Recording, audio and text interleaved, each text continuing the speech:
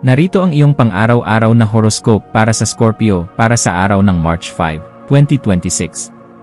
Sa pagdating ng umagang ito ng March 5, mararamdaman mo ang isang napakalakas na agos ng enerhiya na humihiling sa iyo na sumisid ng malalim sa iyong sariling damdamin upang mahanap ang mga sagot na matagal mo nang hinahanap sa iyong buhay.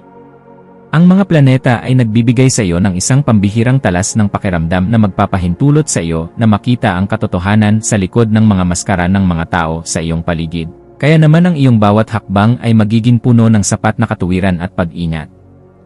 Gamitin ang biyayang ito upang ayusin ang iyong mga panloob na mithiin at huwag kang matakot na harapin ang mga pagbabagong dumarating dahil ang bawat transformasyon na iyong mararanasan ngayong araw ay magdadala sa iyo patungo sa isang mas matatag na pundasyon ng iyong pagkatao at dangal. Pagdating sa iyong karera at mga tungkulin sa trabaho, ang petsang ito ay nagdadala ng isang mahalagang sandali kung saan ang iyong determinasyon at ang iyong kakayahan sa pagsisiyasat ay lubos na mapapansin ng mga taong may mataas na posisyon sa iyong kumpanya o organisasyon. Mapapansin nila ang iyong husay sa paghawak ng mga sikretong impormasyon at ang iyong talino sa pagbuo ng mga estratehiya na hindi madaling hulaan ng iba. Kaya asahan na ang iyong pangalan ay mababanggit sa mga proyektong nangangailangan ng mataas na antas ng seguridad at tiwala. Huwag kang mag-atubiling ipakita ang iyong galing sa paglutas ng mga misteryo sa trabaho dahil ang iyong mabusising pananaw ay sadyang kailangan upang matiyak na ang inyong pangkat ay hindi maliligaw ng landas sa gitna ng mga komplikadong responsibilidad na inyong kinakaharap. Sa usaping pananalapi, ang araw na ito ay humihingi ng isang matalinong pagsusuri sa iyong mga nagawang budget, lalo na sa mga usaping may kinalaman sa mga utang, buwis, o mga pinagsamahang pondo upang masiguro na ang iyong seguridad ay hindi malalagay sa alanganin sa hinaharap. Maaaring may lumitaw na oportunidad para sa isang investment na may kinalaman sa teknolohiya o pananaliksik. Ngunit kailangan mong maging mabusisi sa bawat detalye at basahin ang bawat maliliit na letra sa mga dokumento bago ka magbigay ng iyong buong pagsang-ayon sa anumang kasunduan. Ang pagiging masinop sa iyong mga transaksyon at ang pag-iwas sa mga biglaang gastusin na dulot lamang ng matinding emosyon ay magbibigay sa iyo ng kapanatagan na kailangan mo upang mapangalagaan ang iyong yaman ng may ganap na kagaanan sa puso. Ang aspeto ng pag-ibig at pakikipag-ugnayan ay nasa isang yugto ng matinding pasyon at malalim na koneksyon, kung saan ang iyong puso ay naghahangad ng isang relasyon na puno ng sapat na pagkilala sa halaga ng emosyonal na integridad at pagkakaisa. Ang pagpapakita ng iyong pagmamahal sa pamamagitan ng pagbabahagi ng iyong mga lihim na pangarap at ang pagbibigay ng sapat na oras upang iparamdam sa iyong katuwang na sila ang tanging nagmamay-ari ng iyong atensyon ay lalong magpapatatag sa inyong ugnayan sa bawat sandali. Para sa mga naghahanap pa ng makakasama, ang iyong misteryosong aura at ang iyong matikas na tindig ay magsisilbing magnet para sa mga taong naghahangad ng isang partner na may matibay na paninindigan at hindi takot sa malalim na samahan na puno ng respeto. Ang iyong kalusugan ay dapat maging isa sa iyong mga pangunahing prioridad sa pamamagitan ng pagbibigay ng sapat na atensyon sa iyong reproductive system at sa iyong excretory system na maaaring makaramdam ng pagod dahil sa iyong matinding pagtutok sa mga gawain sa maghapon. Ang iyong katawan ay humihiling ng mga pagkaing nagpapanatili ng iyong sigla at sapat na tubig upang mailabas ang mga lason sa iyong sistema habang tinatapos mo ang iyong mga obligasyon sa loob at labas ng iyong tahanan ng may sapat na kagaanan. Ang pagsasagawa ng mga ehersisyong nagpapalakas sa iyong core o ang pagsali sa mga gawaing nagpapabuti sa iyong emosyonal na kalagayan ay makakatulong upang mailabas ang mga negatibong vibes at mapalitan ito ng sariwang inspirasyon na magpapatatag sa iyong buong katauhan. Sa iyong pakikipagkapwa-tao, ang iyong papel bilang isang matalas na tagapayo at mapagkalingang kaibigan ay magiging sentro ng atensyon, lalo na sa mga taong nangangailangan ng iyong mabusising payo upang mahanap ang kanilang sariling lakas sa gitna ng mga hamon. May isang tao na maaaring lumapit sa iyo upang humingi ng tulong tungkol sa kung paano magkakaroon ng mas matatag na disposisyon sa kanilang mga problema. At ang iyong mga salita ay magsisilbing gamot na magbibigay sa kanila ng bagong direksyon at katuwiran sa buhay. Maging mapagmasid sa bawat pakikipag-usap dahil ang bawat kwentong iyong maririnig ay nagdadala ng bagong karunungan na maaari mong gamitin upang mas lalo mo pang mapabuti ang iyong pakikitungo sa iba't ibang uri ng personalidad ng may sapat na paggalang. Ang iyong malikhaing isipan ay magkakaroon ng pambihirang kislap sa hapon, lalo na sa mga gawaing may kinalaman sa pagsisiyasat, sining na may malalim na mensahe, o anumang paraan ng pagpapahayag na nagpapakita ng iyong pagiging orihinal at mapanuri sa bawat aspeto ng iyong ginagawa. Huwag mong limitahan ang iyong sarili sa mga nakagawiang pamamaraan lamang. Bagkus ay subukan ang mga makabagong estilo na magpapakita ng iyong galing habang pinapanatili ang kalidad at dangal ng iyong mga gawa para sa iyong sariling kagalakan at pag-unlad.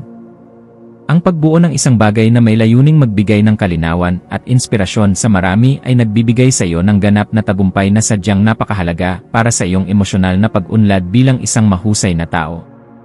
Para sa pamilya, asahan ang isang kaganapan sa loob ng tahanan na mangangailangan ng iyong pagiging mahinahon upang maging maayos ang takbo ng inyong samahan sa kabila ng mga posibleng tensyon tungkol sa mga usaping itinago o hindi na ipaliwanag ng maayos noong nakaraan. Ang iyong presensya ay magbibigay ng kagaanan dahil kaya mong magsalita ng may sapat na pagkilala sa nararamdamang pangangailangan ng bawat miyembro ng iyong pamilya sa bawat oras ng inyong pagsasama-sama sa loob ng bahay. Maging mapagpatawad sa mga pagkakamali ng iyong mga mahal sa buhay at maging isang gabay na laging handang protektahan ang kapayapaan sa loob ng tahanan dahil ang matatag na pundasyon ng inyong ugnayan ang tunay na lakas na magtataguyod sa iyo. Ang iyong intuwisyon ay magsisilbing isang matalas na kumpas sa pagpapasya tungkol sa isang bagong oportunidad na may kinalaman sa iyong personal na paglago o sa pagpapaganda ng iyong sariling kasanayan sa pakikipag-ugnayan sa mga taong may matibay na katuwiran. Kung may nararamdamang udyok na ayusin ang iyong mga dokumento o bumili ng mga kagamitan na magpapadali sa iyong mga mabusising gawain sa araw-araw, gawin ito ngayon dahil ang daloy ng enerhiya ay pabor sa mga gawaing nagdadala ng bagong simula. Ang iyong panloob na boses ay malakas na nagpapaalala na handa ka na para sa isang mas mataas na antas ng kaganapan sa iyong pagkatao, kaya pakinggan ito, at huwag hayaang ang mga alinlangan ay humadlang sa iyong asenso patungo sa tagumpay. Sa aspeto ng edukasyon at pagkuha ng karunungan, ang iyong isipan ay magiging kasing talas ng isang kidlat na handang unawain ang bawat komplikadong impormasyon upang mahanap ang pinakaugat ng katotohanan sa iyong mga pinag-aralan ngayong araw. Gamitin ang panahong ito upang magbasa ng mga materyales na magpapalawak ng iyong pangunawa sa mga usaping may kinalaman sa psikolohiya, pananaliksik, o sa mga lihim ng sining dahil ang mga ito ay sadyang makakatulong sa pagpapabuti ng iyong sariling disposisyon. Ang bawat impormasyon na iyong matututunan ay magsisilbing hiyas sa iyong isipan, kaya huwag kang titigil sa paghahanap ng liwanag hanggang sa marating mo ang ganap na kalinawan na iyong matagal nang hinahanap para sa iyong seguridad. Iwasan ang pagiging masyadong mapaghinala sa mga taong nais lamang tumulong sa iyo nang may malinis na layunin upang hindi ka makagawa ng pader na maglalayo sa iyo sa mga magagandang oportunidad na dumarating sa iyong buhay. Ang pagpapanatili ng isang balanse sa pagitan ng iyong pag-ingat at ng iyong pagiging bukas sa mga bagong koneksyon ay isang kasanayan na dapat mong pagtuunan ng pansin ngayong araw upang mas lalo kang irespeto ng iyong mga kasama. Ang pagpili sa kung ano ang nakakabuti sa iyong pangmatagalang mitiin ng hindi isinasakripisyo ang iyong mga prinsipyo ay magbibigay sa iyo ng mas mabilis na resulta at mas malalim na kagalakan sa bawat sandali ng iyong pagkilos sa labas ng iyong tahanan. Ang iyong espiritual na aspeto ay nangangailangan din ng pagkalinga sa pamamagitan ng paghahanap ng sandali ng katahimikan sa gitna ng iyong abalang schedule upang muling makakonekta sa iyong panloob na lakas na nagbibigay ng direksyon sa iyong buhay. Ang pagninilay-nilay tungkol sa iyong mga tunay na hangarin ay magbibigay sa iyo ng sagot kung bakit kailangan mong maging matatag at kung paano mo magagamit ang iyong talino para sa kabutihan ng iyong sarili at ng iyong kapwa-tao. Ang pagpapasalamat sa bawat biyaya, maliit man o malaki, na iyong natatanggap ay magbubukas ng pinto para sa mas marami pang milagro. Kaya panatilihin ang iyong integridad at ang iyong pagiging marangal sa lahat ng pagkakataon na ibinibigay sa iyo sa maghapon. Maging mapagmasid sa mga dokumento, email, o mga mensaheng iyong matatanggap ngayong hapon. At siguraduhin na naintindihan mo ang bawat detalye bago ka magbigay ng iyong pagsang-ayon upang maiwasan ang anumang aberya sa iyong mga transaksyon sa hinaharap. Ang paghingi ng payo sa mga taong may sapat na karanasan o sa iyong mga mentor ay isang matalinong hakbang na dapat mong gawin upang maprotektahan ang iyong mga interes at ang iyong pinaghirapan sa loob ng mahabang panahon. Ang pag-iingat sa ganitong mga usapin ay magbibigay sa iyo ng kapanatagan na ang iyong mga hakbang ay nasa loob ng katuwiran at hindi ka malalagay sa alanganin dahil lamang sa kakulangan sa mabusising pagsusuri ng impormasyon. Sa pagdating ng gabi, maglaan ng oras upang ayusin ang iyong kapaligiran at ang iyong isip sa pamamagitan ng paggawa ng mga bagay na nagpapakalma sa iyong sistema gaya ng pagbabasa ng isang misteryosong nobela o pakikipag-usap sa isang malapit na kaibigan. Ang kaayusan sa iyong kapaligiran ay direktang nakakaapekto sa iyong pakiramdam. Kaya ang pagliligpit ng iyong mga kagamitan at ang pag-aayos ng iyong kwarto ay makakatulong upang maalis ang mga tensyon sa iyong isipan na dulot ng sobrang pagpapakapagod. Ang pagpapasalamat sa bawat tagumpay na iyong nakamit sa araw na ito ay magpapanatili sa iyong positibong disposisyon na siyang magsisilbing magnet para sa mas magagandang balita na darating sa iyong pintuan bukas para sa iyong patuloy na ikaunlad. Bilang huling payo para sa iyo, laging tandaan na ang tunay na lakas ay matatagpuan sa pagkakaroon ng isang mapayapang puso na laging handang umunawa sa sarili at sa ibang tao nang may sapat na pagmamahal sa bawat sandali ng iyong pagkilos. Manatiling nakatutok sa iyong sariling landas habang nagpapakita ng malasakit sa mga taong nasa paligid mo, dahil ang kaganapan ng iyong pagkatao ay matatagpuan sa pagbabahagi ng iyong liwanag ng may dangal sa lahat ng pagkakataon na ibinibigay sa iyo.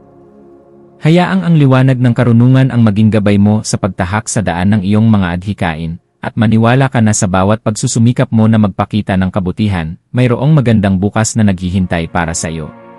Ang iyong mga maswerteng numero para sa araw na ito ay 8, 11, at 19. Ang iyong maswerteng kulay ay maroon o itim na sumisimbolo sa kapangyarihan at proteksyon. At ang maswerteng gawain para sa araw na ito ay ang paglilinis ng iyong mga personal na gamit, ang paggawa ng pananaliksik tungkol sa isang bagong interes, o ang pakikipag-usap ng malaliman sa isang taong pinagkakatiwalaan mo upang magkaroon ng kagaanan ng loob at bagong inspirasyon.